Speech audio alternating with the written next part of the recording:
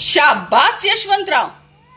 जैसा जहरीला सर्प अगदी तैसाच कट्टर शत्रू.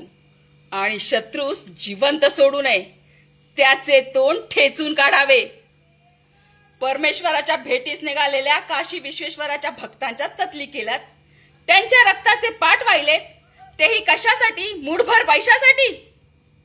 काशी विश्वेश्वराच्या वाटेवरच्या दैत्यांनो, तुम्हाला सजा ती एकच. तुकोजी, यांना तोफेच्या तोंडी द्या. गोळ्या झाडून ठार करा. या सैतानांची आजची रात्र ही अखेरची असली पाहिजे. आता माफी मागून काय उपयोग? जगावं कसं म्हणजे?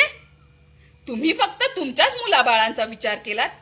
त्या यात्रेकरूंपैकी तेही कुणाचे तरी मूलबाळ असेल याचा विचार केला नाहीत. तुम्हाला सजा देऊन तुमच्या मुलाबाळांना अनाथ करू इच्छित नाही. आता तुम्हाला सजा देणे नाही, करावं लागेल ते प्रायश्चित. ज्या परिस्थितीने तुम्हाला लाचार केलं ती परिस्थितीच आम्ही बदलून टाकणार आहोत. तुकोजी, आपल्या खाजगीतून यांना जमिनी कसण्यासाठी द्या. मिळालेले उत्पन्न त्यांना त्यांच्या मुलाबाळांसाठी वापरू द्या. एवढा करून देखील कुणाचे हात शिवशिवत असतील तर त्यांना आपल्या स्वराज्याच्या सैन्यात भरती करा आणि रोख पगार चालू करा. आतापर्यंत ज्या भक्तांना लुटण्याचं काम ते करत होते त्याच भक्तांच्या रक्षणाचं काम त्यांना द्या.